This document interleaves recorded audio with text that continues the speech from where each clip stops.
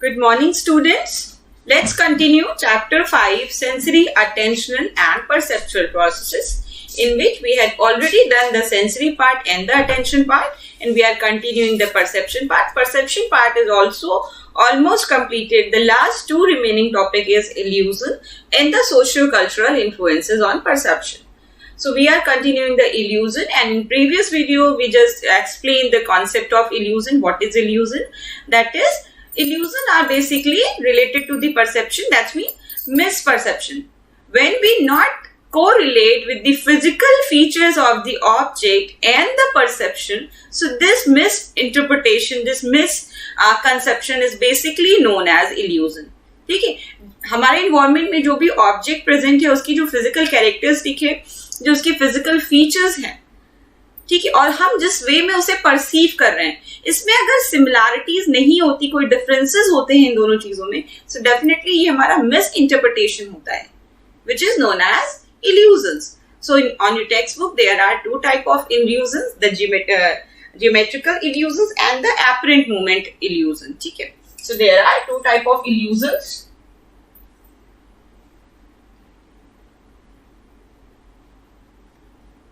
Geometrical illusions and apparent movement.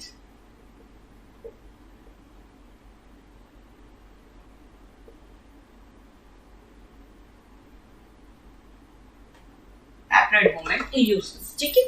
So let's discuss first of all geometrical illusions. So see this figure 5.16, figure 5.16, this one. So in this figure, the Mueller-Lyle illusion has been shown. All of us perceive line A as shorter than line B, although both the lines are equal. So this illusion is experienced even by children. There are some studies that suggest that even animals experience these illusions and more or less like us. So beside Mueller-Lyle illusion, several other visual illusions are experienced by human beings, okay, and also by bird and the animals. So you can see the illusion of vertical and horizontal lines also. Although both the lines are equal, we perceive the vertical lines as longer than the horizontal line. ठीक है, see, तो ये figure क्या explain करता है? Geometrical illusion, that's mean related to the any figure. ठीक है, geometrical figure से related ये illusions होते हैं, ये universal illusions है.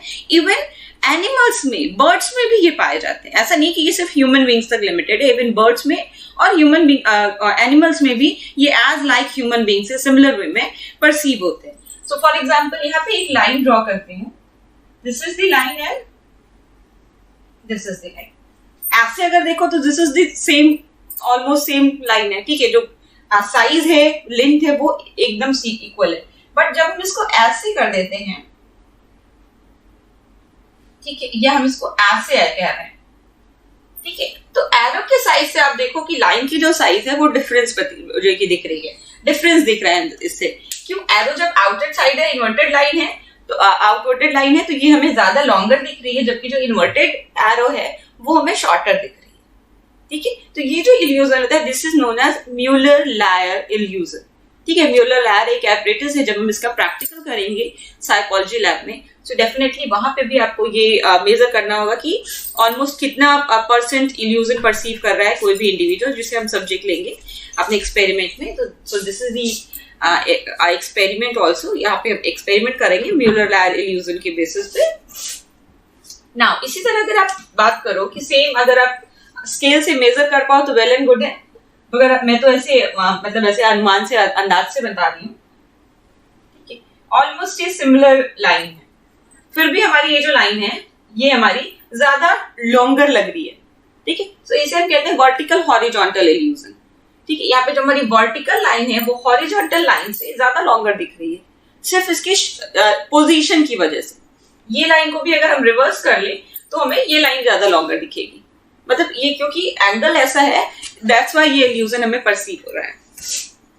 ठीक है, so in this figure you can see the vertical horizontal illusion. ठीक है, so in figure 5.70 you can see the illusion of vertical and horizontal lines, although both the lines are equal, we perceive the vertical line as longer than the horizontal line. ठीक है, हम vertical line को ज़्यादा longer perceive कर रहे हैं, although this is the fact कि both lines are equal. Now the second type of illusion is known as apparent movement illusion. So this illusion is experienced when some motionless pictures are projected one after another at an appropriate rate. So this illusion is refers to as phi movement या phi phenomena के basis पे भी हम इसे explain करते हैं, which is also given by Gestalt psychologist, the phi phenomena. And when we see moving picture in a cinema show, we are influenced by this kind of illusions. ठीक है, होता क्या है जब हम सपोज दिवाली लाइट्स की बात कर लो या मूवीज की बात कर लो, ये दो बहुत ही टिपिकल एग्जांपल है फाइव मूवमेंट एक्टिविटी का.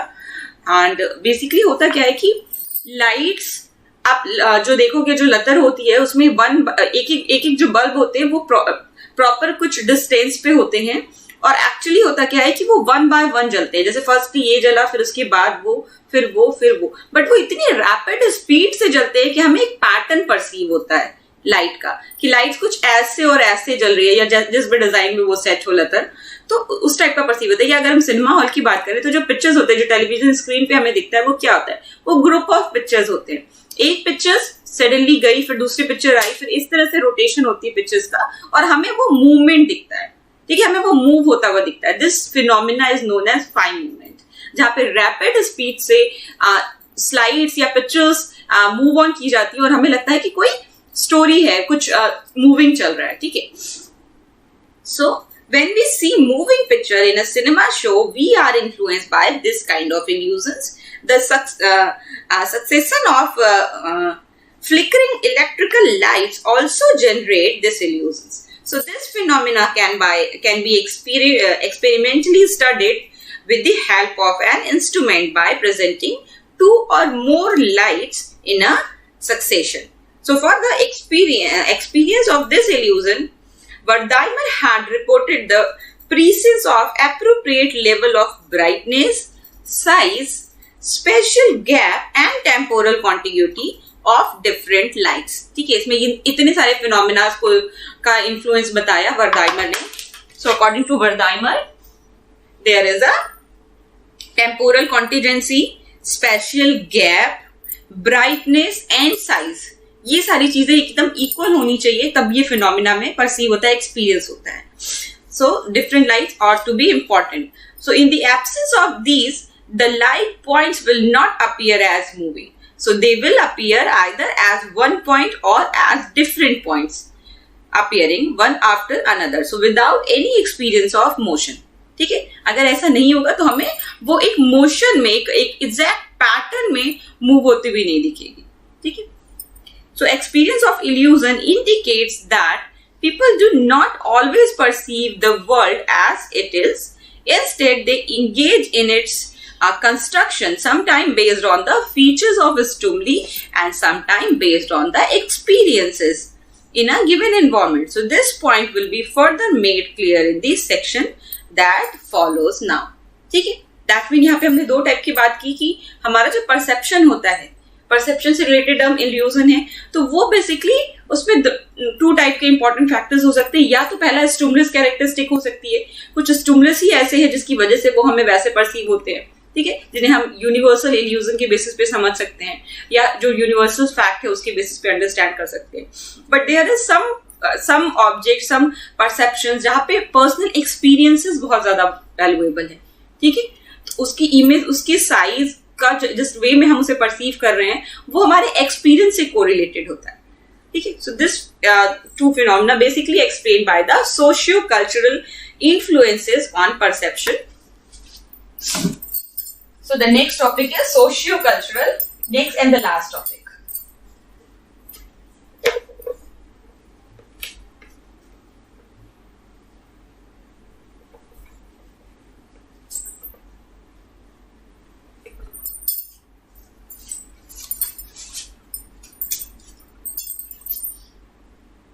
Socio-cultural influences on perception.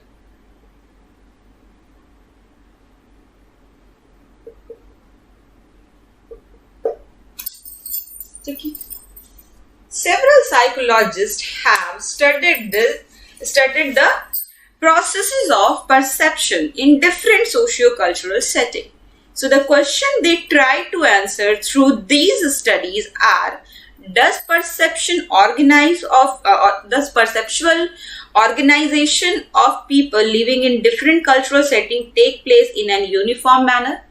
That's mean different culture में रहने वाले जो लोग हैं, जो ग्रुप ऑफ पीपल्स हैं, क्या वो जो परसेप्चुअल ऑर्गेनाइजेशन करते हैं, जिस फॉर्म परसेप्शन की हम बात करते हैं, वो क्या एग्जैक्टली सेम मैनर में होता है? दैट्स मीन एक कल्चर में जिस तरह से परसेप्चुअल ऑर्गेनाइजेशन हो रहा है, जिस कलर, साइज और बाकी सारे प्रॉपर्टीज के बेसिस पे, क्या एग्जैक्टली सेम वे में दूसरे कल्चर में भी वैसे ही ऑर्गेनाइजेशन हो रहा है? This is the question. ठीक है, साइकोलॉजिस्ट के इंटरेस्ट का ये क्वेश्चन है कि how we perceive, how we organise our world, किस तरह से हम ऑर्गेनाइज करके एज अ होल परसीव करते हैं अपने वर्ल्ड को. ठीक है, क्या इसमें कल्चरल डिफरेंसेस पाए जाते हैं या नहीं पाए जाते हैं? यूनिवर्सली हम सेम वे में ऑर्गेनाइजेशन करते हैं. So this is the question. And are the perceptual processes universal or they vary across different cultural setting? ठीक है, या तो फिर परसेप्चुअल प्रोसेसेस जो है वो यूनिवर्सल है, बट स्टिल यहाँ पे डिफरेंसेस है कल्चरल सेटिंग के according. So because we know people living in different parts of the world look different, many psychologist hold the view that their ways of perceiving the world must be different in some respect. ठीक है, that's mean no doubt कुछ चीजों में तो organisation universal ही होगा, but still because the persons are different by their features. ठीक है, फीचर्स के अकॉर्डिंग डिफरेंट कल्चर्स में डिफरेंट टाइप ऑफ पीपल्स पाए जाते हैं. सो डेफिनेटली वहां पे परसेप्शन में भी स्लाइटली ही सही, बट कुछ तो डिफरेंस डेफिनेटली होगा. So let us examine some studies related to perception of illusion, figures and other pictorial materials. ठीक है.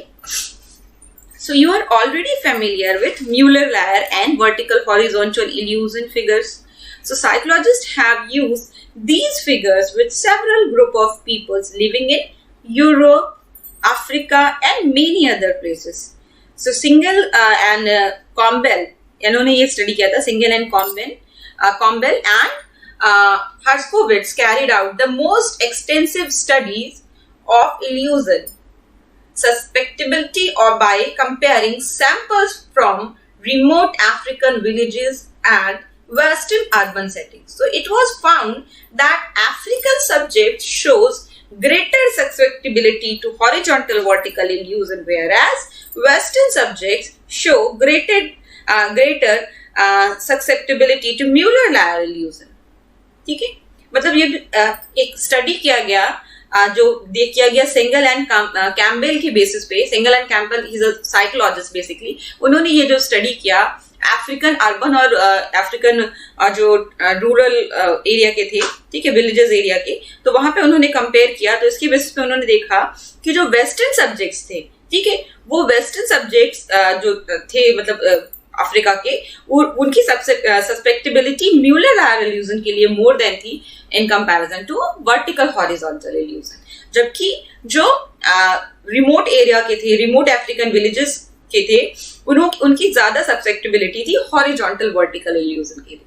सो डेफिनेटली ये जो स्लाइटली डिफरेंस देखने को मिल रहा है, जो ज्यादा प्रेफरेंसेस सस्पेक्टेबिलिटी देखने को मिल रही है, ये डेफिनेटली ड्यू टू कल्चर मिल रही है. ठीक है. So similar findings have been reported in other studies also. So living in dense forest, the African subjects regularly experience vertically, ठीक है, for example long tree, and develop a tendency to overestimate it. The Westerners who live in an environmental characteristics by right angles develop a tendency to underestimate the length of lines characterized by enclosures. ठीक है, that mean arrow handed. ठीक है, तो ये इसका factor कहाँ से आया? इसको इस स्टडी को जब एक्सप्लेन किया गया तो देखा गया जो रूरल एरिया में जो अफ्रीकन पीपल्स थे जिन्हें ग्रुप में लिया गया एक्सपेरिमेंटल ग्रुप में, सो उनका जो था ज्यादा एक्सपोजर था ट्रीज वगैरह से, और उन्होंने लॉन्ग ट्रीज वगैरह हमेशा रेगुलरली उनका परसेप्शन में रहता था, तो उनके अंदर एक टेंडेंसी थी जिसे हम कह सकते हैं ओवर एस्टिमेट की, ठीक है, क्योंकि वो लॉन्गर पर्सपेक्टिव पे ज्यादा फोकस कर रहे थे, तो वो ओवर एस्टिमेट कर रहे थे। जबकि जो हमारे वेस्टर्न इन्वॉल्वमेंट के से कैरेक्टराइज थे पीपल्स, उनकी टेंडेंसी अंडर एस्टिमेट थी, ठीक है, मतलब वो ओवर हेडेड लाइन जो कि म्यूरल में थी, ठीक है, ओवर हेडेड लाइन दिस वाली, ठीक है, तो इस पे ज्यादा फोकस कर रहे थे।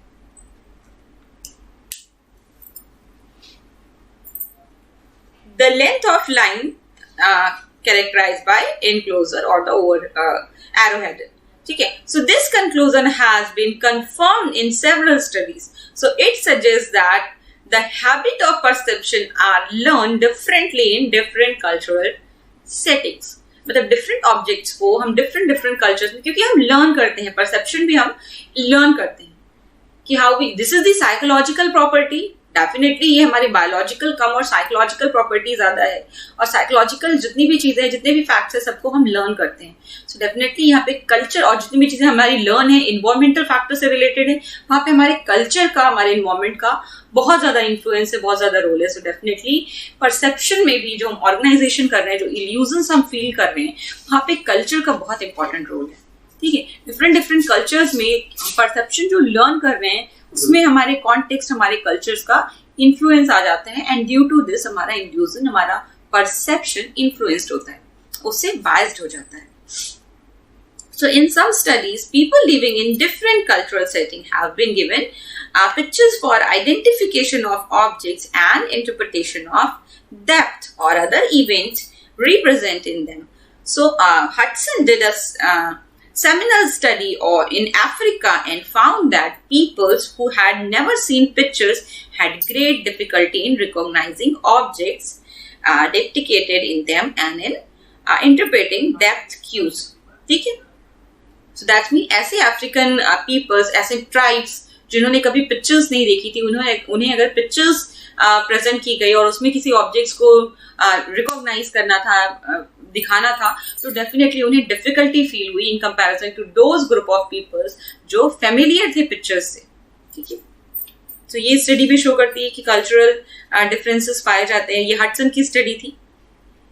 It was indicated that informal instruction in home and habitual exposure to pictures were necessary to sustain the skill of pictorial depth perception.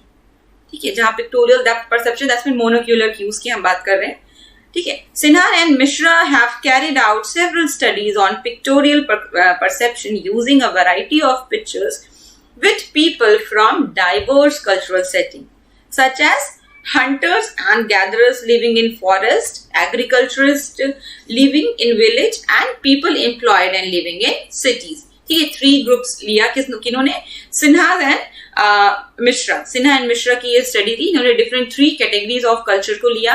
Hunter and gathering culture who is totally living in a forest area, and the second who मतलब जो villages area के लोग थे, then third one is the industrial area, ठीक है, जहाँ पे purely employment था।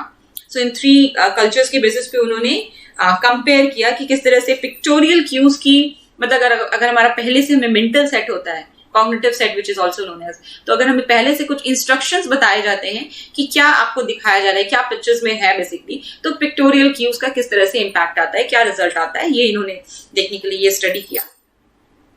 So their study indicate that interpretation of pictures is strongly related to cultural experiences of peoples. While people in general can recognize familiar object in pictures, those less exposed to pictures have difficulty in the interpretation of actions or event depicted in them. ठीक है, so definitely यहाँ पे देखा गया कि हमारा जो perception था पिक्चर्स से रिलेटेड, जो ऑब्जेक्ट्स हमने फाइंड आउट किए उस पिक्चर्स में, वो हमारे कल्चर से इन्फ्लुएंस था, ठीक है। हमारा कल्चर का बहुत बड़ा रोल था इसमें। जो फेमिलियर ऑब्जेक्ट्स है, जिस चीजों के बारे में हम जानते थे, हमने वो चीजें फाइंड आउट की पिक्चर्स की। Pictures are basically ambiguous pictures थी यहाँ पे, जो कि अनस्ट्रक्चर्ड थी, ठीक है। तो सपोज करो आप यहाँ पे मैं मेंशन है, फिर भी मैं ऐड ऑन करना चाहूंगी ताकि आप ज्यादा क्लियरली अंडरस्टैंड कर पाओ। सपोज करो अगर हंटर गैदर सोसाइटी को कोई एम्बिगुअस अनस्ट्रक्चर्ड पिक्चर दिखाई जाए तो डेफिनेटली वो उसमें कोई एनिमल या अ ट्री या माउंटेन फाइंड आउट करेंगे। जबकि अगर विलेज एरिया का होगा तो वो कुछ हाउसेस या कुछ उससे रिलेटेड एनिमल्स भी वो भी फाउंड आउट कर सकते हैं। बट अगर आप एम्प्लॉयज जो हमारी सोसाइटी है टोटली अर्बन सोसाइटी है, सिटीज की बात करो तो वहां लोग उसमें हाउसेस और एट द सेम टाइम बहुत सारे टूल्स एंड जो की गैजेट्स फाइंड आउट करेंगे। ठीक है, सेम पिक्चर्स में। ठीक है, तो ये डिफरेंसेस जो दिखे आपके पिक्चर्स में, वो क्या रिकॉग्नाइज कर रहे हैं, क्या उसे पहचान रहे हैं, किस वे में उसे परसीव कर रहे हैं, this is basically determined by our culture. ठीक है, हमारा एक्सपीरियंस था, जिस चीजों से हम फेमिलियर थे, जो हमारे कल्चर में एग्जिस्ट कर रही थी ऑलरेडी, हम उस वे में हमारा परसेप्शन हुआ। So this is the only due to our culture. So हमारी जो कल्चर सोशियो कल्चरल इन्फ्लुएंसेस है परसेप्शन में, वो यही बताते हैं कि डेफिनेटली हमारा जो कल्चर है वो रोल प्ले करता है हमारे परसेप्शन में। हमारा हम जिस चीज से फेमिलियर रहते हैं, हमारा जो कल्चरल बैकग्राउंड रहता है, उससे रिलेटेड ऑब्जेक्ट्स को हम इजिली परसीव कर पाते हैं, उसका ऑर्गेनाइजेशन डिफरेंट वे में होता है। ठीक है, so this is the last topic of your chapter 5 today. Your chapter 5 is completed. Let's revise the whole chapter. ठीक है, एक समराइज वे में पूरे चैप्टर को रिवाइज करते हैं। सबसे पहला कॉन्सेप्ट था हमारा सेंसरी कॉन्सेप्ट। सी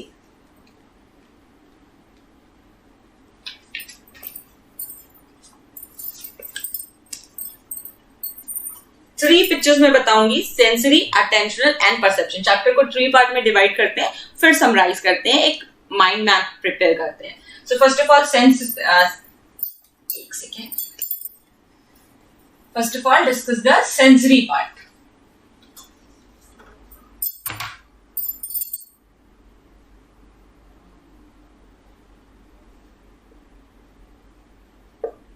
ठीक है, तो इसमें क्या क्या पढ़ा हमने? सबसे पहले nature and varieties of stimulus,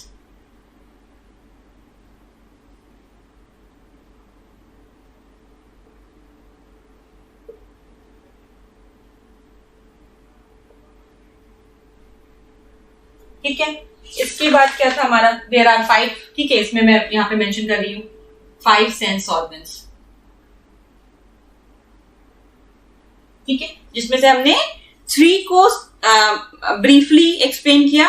then जो हमारे 2 मेजर सेंस ऑर्गन्स थे, सॉरी 5 को जो कि ब्रीफली एक्सप्लेन किया, जिसमें काइनेस्थेटिक और एक और जो थी वो इंक्लूडेड हो गई। जो हमारी 2 मेन थी, मतलब ऑडिटरी और विजुअल सेंसेशन, उन्हें हमें डिटेल में बाद में किया। ठीक है, सो ये हो गया। उसके बाद सेंसरी मोडालिटी, सेंस मोडालिटीज। दूसरा कॉन्सेप्ट था हमारा sense modalities.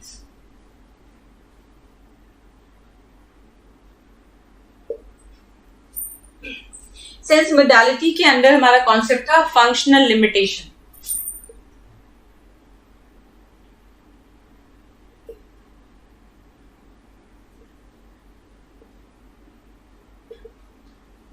Functional limitation of sense organs. ठीक है, इसके अंदर हमने कॉन्सेप्ट पढ़ा था एएल एंड डीएल।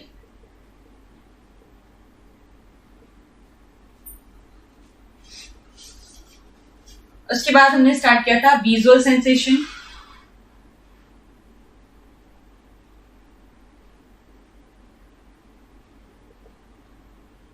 और उसके बाद नेक्स्ट हमारा था auditory sensation.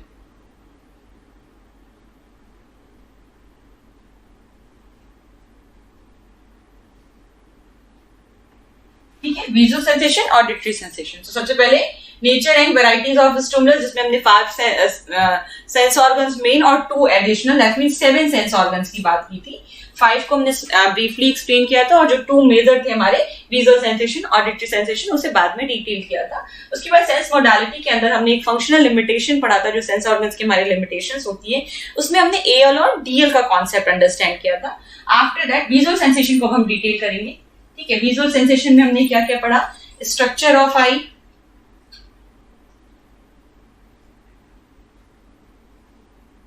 Function of I and related phenomena. ठीक है, ये फर्स्ट था, ये सेकेंड था, थर्ड था हमारा रिलेटेड फिनोमिना,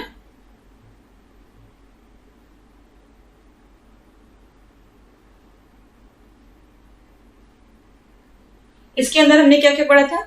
आफ्टर इमेज पढ़ी थी,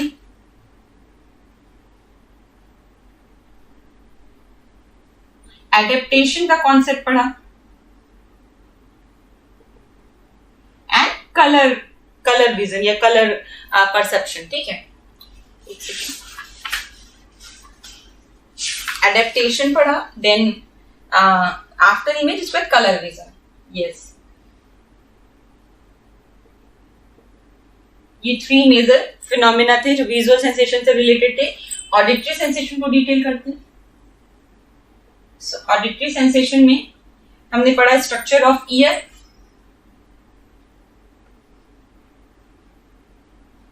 then function of ear, related phenomena इसमें भी था।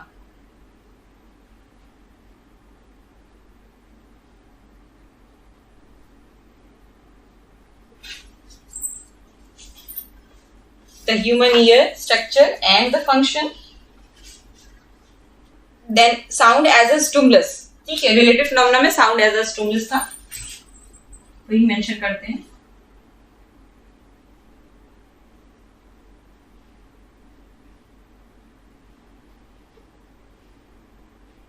इसके अंदर हमने बहुत सारे कॉन्सेप्ट पढ़े थे, जैसे हमारा एम्पलीट्यूड था, वेवलेंथ था, and frequency, loudness, pitch, timber, ये सारे कॉन्सेप्ट्स थे। इसके बाद हमारा अटेंशनल प्रोसेस स्टार्ट हुआ था। ठीक है, so this is all about the sensory part. Sensory part that's mean how we know our world, किस तरह से अपने वर्ल्ड को समझते हैं, किस तरह से हम इंफॉर्मेशन गेन करते हैं अपने वर्ल्ड के बारे में। Definitely through our sense organs. How many type of sense organs? There are 7 type of sense organs, which are the visual sensation, auditory sensation, olfactory sensation और टेस्ट की जो हमारी सेंसेशन होती है। ठीक है, उसके बाद हमारा स्किन सेंसेशन। ठीक है, basically smell, taste, touch and other skin sensation, and kinaesthetic system, vestibular system. ठीक है, ये 5 सेंस ऑर्गन्स हमने ब्रीफली एक्सप्लेन किया था, क्या क्या इसका मैकेनिज्म होता है, क्या कौन सा रिलेटिव पार्ट इफेक्टेड होता है इसमें। देन उसके बाद विजुअल सेंसेशन और ऑडिटरी सेंसेशन डिटेल में। तो इसमें विजुअल सेंसेशन में structure of eye, function of eye, related phenomena, that's mean adaptation, dark adaptation, light adaptation, images, after images, positive after image, negative after image. Then जो कि बस इतना ही इसमें था। देन कलर विजन में भी 3 कॉन्सेप्ट थे हमारा। ब्लैक एंड व्हाइट कलर का किस तरह से परसेप्शन होता है, डिफरेंट कलर्स का किस तरह से परसेप्शन होता है, और भी कॉन्सेप्ट इसमें बहुत सारा था, जैसे ह्यू, डायमेंशंस ऑफ कलर की बात करें तो ह्यू, सैचुरेशन, ब्राइटनेस। ठीक है, and primary colours, secondary colours, इसकी भी बात की थी हमने। उसके बाद ईयर के स्ट्रक्चर में स्ट्रक्चर एंड फंक्शन था। Then sound as a stimulus में amplitude, frequency, wavelength, loudness, pitch, timbre, इतनी चीजों की बात की थी हमने कि क्या क्या होते हैं। So this is all about your sensory part.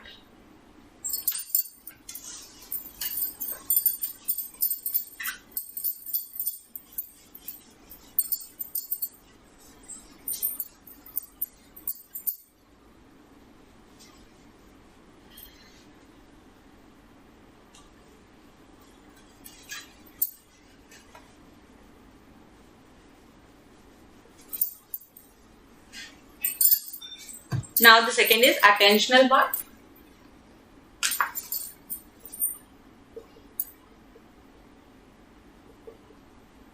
Attention में हमने 4 टाइप ऑफ अटेंशन की बात की थी। ठीक है, सेलेक्टिव अटेंशन, सबसे पहले कॉन्सेप्ट ऑफ अटेंशन था definitely. Then selective, sustained, divided,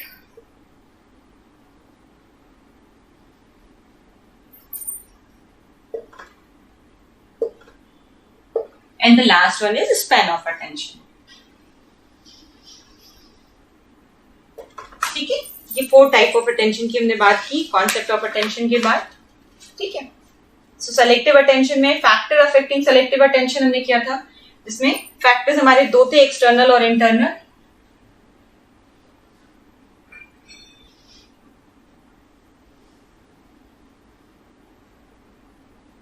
internal और एक्सटर्नल।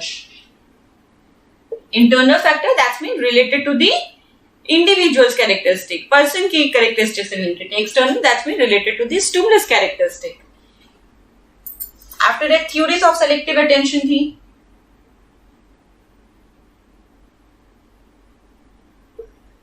ठीक है, इसमें 3 थ्योरीज हमने की थी. Filter theory,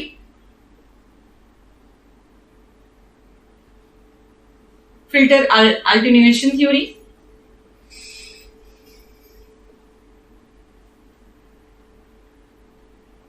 filter attenuation.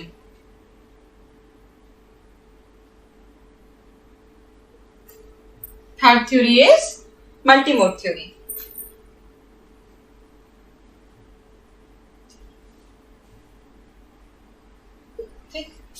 Sustained attention में हमने क्या किया? Concept of sustained attention, then factor influencing sustained attention.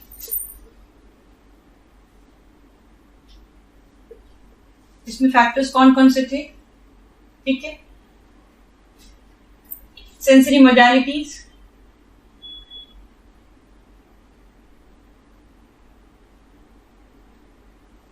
Sensory modality के बाद था clarity of stimulus,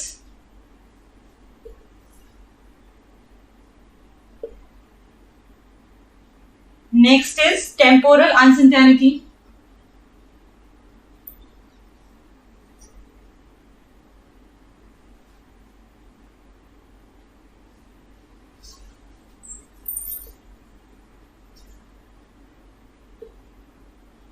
then spatial uncertainty.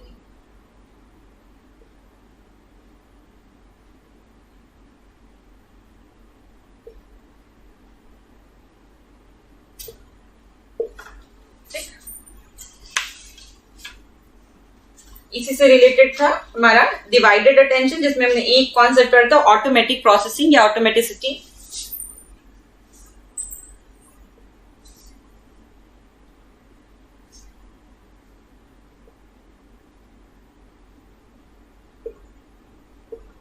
और स्पैन ऑफ अटेंशन में हमने पढ़ा कि क्या इसका म्यूलर का एक एक्सपेरिमेंट पढ़ा. ठीक है, उसके बाद इसका कॉन्सेप्ट जो होता है कि हमारा 7 + -2.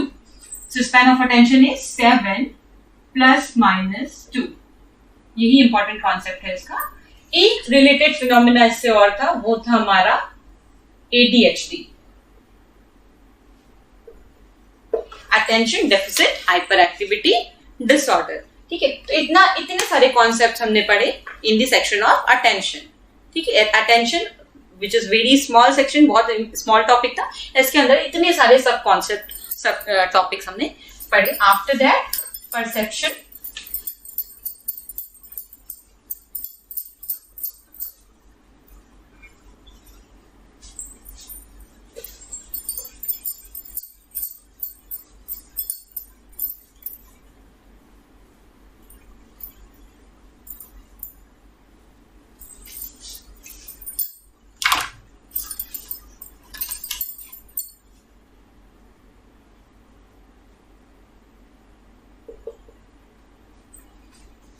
concept of perception, definitely.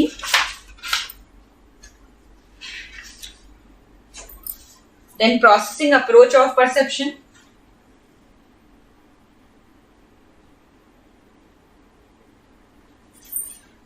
Approach पढ़ा हमने top down and bottom up.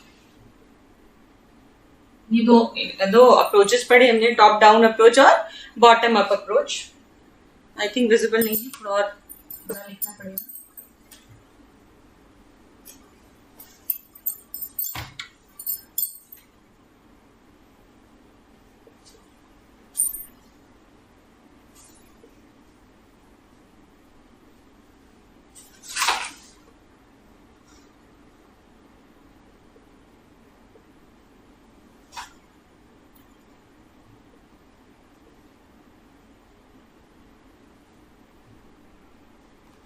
उसके बाद परसीवर की characteristic.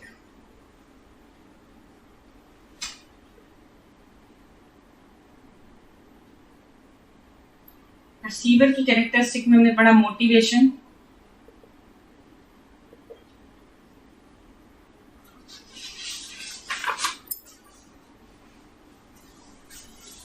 expectation or perceptual set,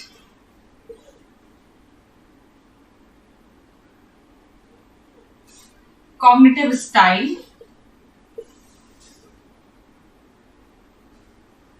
and next one is cultural background.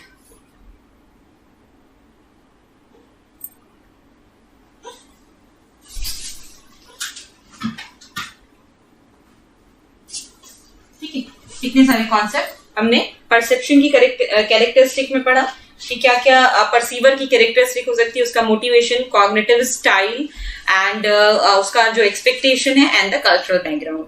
Now the principles of perceptual organisation.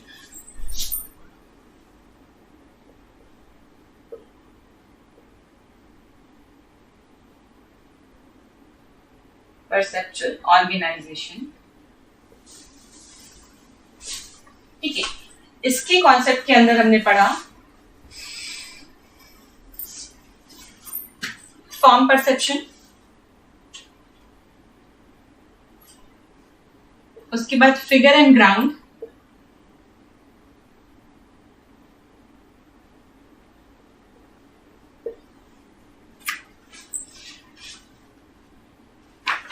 characteristics of figure and ground, and after that the principles of perceptual organization like proximity, similarity, surroundedness, continuity, smallness, symmetry, so many principles. So finally the principles.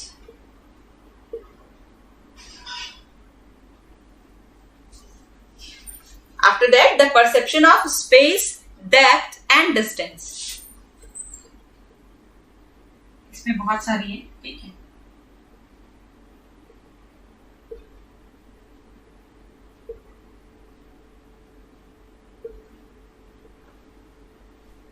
Proximity, similarity, continuity,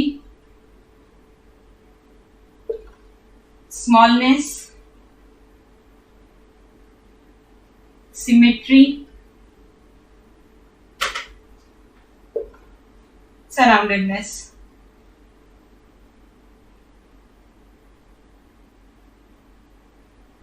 And closer.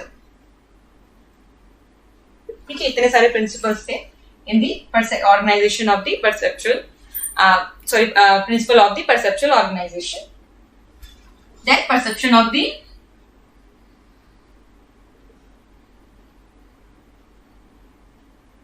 depth and distance or space. ठीक है. So इसके अंदर हमने दो type of cues पढ़े, monocular cues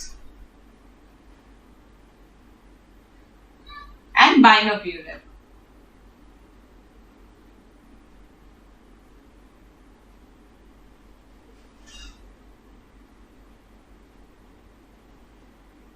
ठीक है, ये दो टाइप ऑफ क्यूज हमने पढ़े.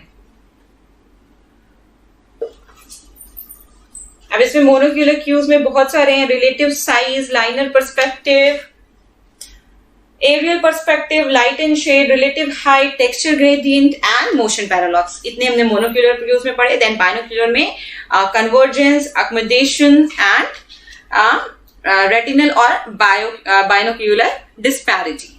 ये थ्री बेसिकली बाइनोक्यूलर क्यूज में था. आफ्टर दैट परसेप्चुअल कंसिस्टेंसी का एक कॉन्सेप्ट हमने पढ़ा.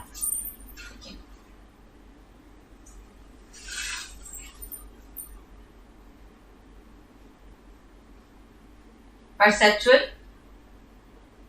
कंसिस्टेंसी, इसमें भी हमने size consistency and shape consistency and brightness consistency, three type of consistency पढ़ा. Then illusion, the concept of illusion, two type of illusion हमने पढ़े. ठीक है, geometrical illusion and five movement or you can say the apparent movement illusion. Five movement is also known as apparent movement illusions. Then last concept is the socio-cultural influences on perception.